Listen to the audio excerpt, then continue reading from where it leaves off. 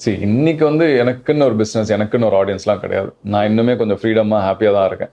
அது வந்த பிறகு மேபி நீங்க சொல்றது என்னன்னு எனக்கு புரியலாம். பட் அப்போ வரும்போது நான் வந்து ஆக்டரை விட அதிகம் பிசினஸ் மேனா இருக்கணும். பட் ஆனா வெற்றி தோல்வி வந்து வந்துட்டே தான் இருக்குங்க. நம்மளால எதுவுமே சொல்ல முடியாது. இன்னைக்கு வந்து சில ஜானர் அக்செப்ட் பண்ணிப்பாங்க, நாளைக்கு அதே ஜானர் வந்து அக்செப்ட் பண்ண மாட்டாங்க. நீங்க எண்ணி சொல்லிடலாம் ஒரு ஆக்டரோட வெற்றியும் தோல்வியும் படங்கள். எண்ணி சொல்லணும்னா ஆக்சுவலா சக்சஸ் ஆன ப்ராஜெக்ட்ஸ் பார்த்தீங்கன்னா ரொம்ப கம்மியாக தான் இருக்கும். பர்சன்டேஜ் வைஸ் ஒரு அவுட் ஆஃப் 100னா மேபி 20% தான் அவங்க சக்ஸஸ் இருக்கும். பார்த்து பார்த்து பழகிடும், பார்த்து பார்த்து பிடிக்க ஆரம்பிச்சிடும் சொல்லுவாங்கல்ல, அந்த ஸ்டேஜ் தான் இங்கே.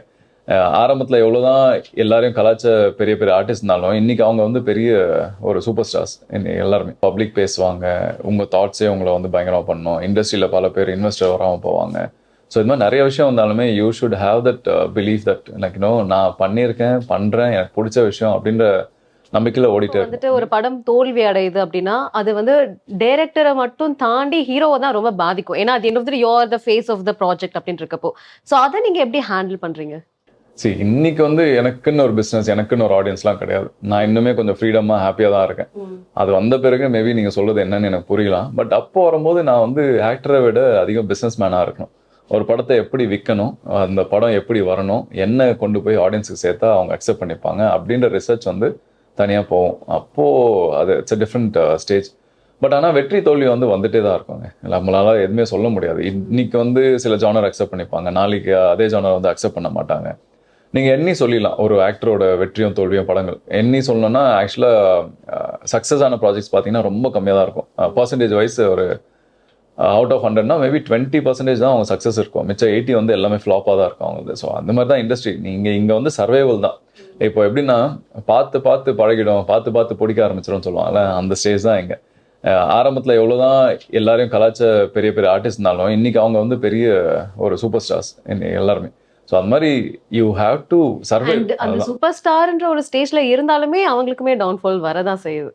அடுத்து எவ்வளோ பெரிய பேர் எடுத்துட்டு கடைசியில் இந்த படத்துல இப்படி ஆயிடுச்சு அப்படின்றது ஏதோ முன்னாடி பண்ணதெல்லாம் பண்ணாத மாதிரி ஆயிடும். ஆமா ஆமா, அது ஸோ இட்ஸ் ஜஸ்ட் தேட் அந்த கிராஃப் வந்துட்டு இருந்துட்டு ஒரு நம்மள இம்பேலன்ஸ் ஆகாம நம்ம பார்த்துக்கணும். ஸோ இது வந்து பப்ளிக் பேசுவாங்க, உங்க தாட்ஸே உங்களை வந்து பயங்கரமா பண்ணணும். இண்டஸ்ட்ரியில பல பேர் இன்வெஸ்டர் வராமல் போவாங்க. ஸோ இது மாதிரி நிறைய விஷயம் வந்தாலுமே you should have that believe that like நான் பண்ணியிருக்கேன், பண்றேன், எனக்கு பிடிச்ச விஷயம் அப்படின்ற நம்பிக்கையில் ஓடிட்டே இருக்கணும். நிறுத்திட்டா அதுக்கப்புறம் யாரும் நீங்கள் வரலன்னு சொல்லி யாரும் வருத்தப்பட போகலாம் இல்லை. நீங்கள் ஜெயிச்சா வந்து சந்தோஷப்படுவாங்க, விழுந்தாலும் சந்தோஷப்படுறவங்க இருக்காங்க. பட் ஆனால் உங்களுக்கு தான் தெரியும் அது எவ்வளோ முக்கியம். ஸோ நீங்கள் பாட்டுக்கு ஓடிட்டே இருக்க வேண்டியதுதான். சூப்பர், ரொம்ப நல்லா பேசுறீங்க. அதான் எப்படி இந்த விஸ்டம் எல்லாம் எப்படி சந்தோஷம் இந்த சின்ன வயசுலயே வந்து எனக்கு வந்து இப்படியும் அந்த மாங்க் கிட்ட எல்லாம் பேசுவோம் தெரியுமா, ஒரு 60 வயசுல வந்து எல்லாமே வந்து ஒரு பயங்கரமான ஒரு விஸ்டம் இருக்குல்ல. How did you get to this stage? எனக்கு ரொம்ப கியூரியஸா இருக்கு. தனியா வாழ்ந்துட்டேங்க, ரொம்ப தனியா வந்துட்டேன். நிறைய கொடுத்தேன் எனக்குன்னு எடுத்துக்கிறத விட. ஸோ அதில் தான் நிறைய ட்ரெயின் ஆனதுக்கு அப்புறம் தான் எனக்காக நான் யோசிக்க ஆரம்பிச்சேன். ஸோ அதாவது நிறைய அடி வாங்கி ஆனா அது வந்துட்டு நம்மளுக்கு ஏற்ற மாதிரி சத்தியமா எல்லாம் அடிலாம் இல்லை. இப்போ எக்ஸாம்பிள் நான் வந்து MMA மிக்ஸ் மார்ஷல் ஆர்ட்ஸ்லாம் பண்ணியிருக்கேன். அதில் வந்து வாரத்தில் ஒரு நாள் கிளாஸ் என்னன்னா வெறும் அடி வாங்கணும். ஆமா தெரியும், நானும் வாங்கியிருக்கேன். வந்து கிட்டத்தட்ட இந்த ஷின்போன்லேருந்து தைஸ்லேருந்து அவுட்டர் தைலேருந்து ஆப்ஸ்லேருந்து எல்லா இடத்துலையும் வந்து அடி அடிப்பாங்க, எட்டி உதைப்பாங்க. நீங்கள் அடுத்த ஒரு 3-4 நாளைக்கு ஃபுல்லாக பிளட் கிளாட் இருக்கும் உடம்புல. பட் அது வந்து micro building of muscles and bones. அதுக்கப்புறம் வந்து நீங்கள் என்னதான் அடி வாங்கினாலும் உங்களுக்கு வந்து ப்ரிப்பேர்டாக இருப்பீங்க. So you to become better, this அடி is important. This is not actually அடி, this is actually training fuel. Yeah. So அதனால வந்து I actually started cherishing even my lowest time. Yeah. But I think இது எல்லாமே வந்துட்டு உங்களுக்கு ஒரு you are putting things into perspectiveல. So அது வந்துட்டு மேபி உங்களுடைய லைஃப் ஸ்டைல், இப்போ நீங்க சொன்ன மாதிரி MMA இல்ல ஃபிட்னஸ்க்கு நீங்க பண்றது அதுவுமே வந்து ஆட் பண்ணுதுன்னு நீங்க ஃபீல் பண்ணீங்களா? Because that's how I feel. நீங்க பேசுறதுல இருந்து உங்களுடைய life style, because at the end of the day நம்மளுடைய ருட்டீன் ஒரு விஷயம் இருக்குல்ல.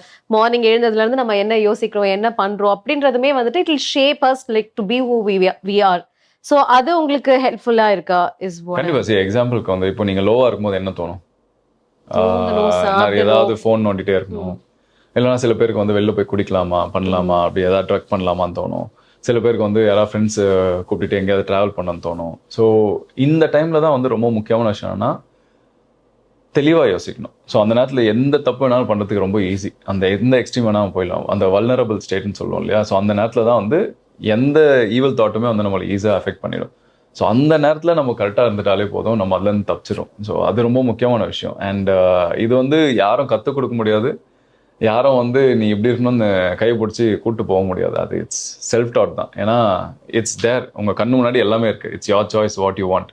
அண்ட் இது எல்லாமே இன்னொருத்தருக்கு அட்வைஸ் பண்ணும்போது நம்ம நல்லா பண்ணிடுவோம். நம்மளுக்குன்னு வரும்போது அதை நம்ம பண்ணவே மாட்டோம். So you have to like ஒரு விஷயம் நல்லதோ கெட்டதோ பண்ணுறதுக்கு முன்னாடி 4 வாட்டி உங்களே என்கொயரி பண்ணிட்டு பண்ணாலே உங்களுக்கு தெளிவாக கிடைச்சிடும். மத்தவங்களுக்கு அட்வைஸ்க்கு பதிலா நமக்கே உட்கார்ந்து அந்த அட்வைஸ் ஒரு 4 வாட்டி சொன்னா அட்வைஸ் வேணா உங்களுக்கு தெளிவாக ஆன்சர் தெரியும். அந்த நீங்கள் ஃபர்ஸ்ட் கேட்கணும்.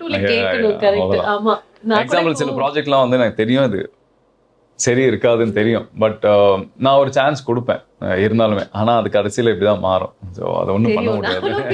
நீங்க சொன்னதுக்கு அப்புறம் தான் அதெல்லாம் அப்பவே வேணான்னு நம்ம நினைச்சோமே, அங்கேயே அதை விட்டுருந்துருக்கலாம். ஒரு லைஃப் லெசன் தான் இதெல்லாம் வந்து like when you open to listen அப்படின்றது வேற. இப்போ வந்து என் ஃப்ரெண்டு வந்து கார் வாங்கிட்டான், எங்க கசின்ஸ் வந்து வீடு வாங்கிட்டாங்க, அவங்க வந்து கல்யாணம் பண்ணிட்டாங்க, குழந்தை பத்திட்டாங்க, நானும் பண்ணேன்னா அது கஷ்டம்தான். பட் இஸ் இட் ரியலி நெசசிட்டின்னு அப்படின்னு நான் கேட்க ஆரம்பிச்சா மட்டும்தான். சரி, சினிமா வந்து அதே மாதிரி தான். பேஷனாக இருந்தால் மட்டும் பத்தாது. And you should know that you have it in you. Like நம்மளுக்கு தெரியும் அப்படின்ற விஷயம் டெக்னிக்கலாக ஸ்ட்ராங்காக இருந்தால் மட்டும் தான் பண்ணுமே தவிர should never do it. So அந்த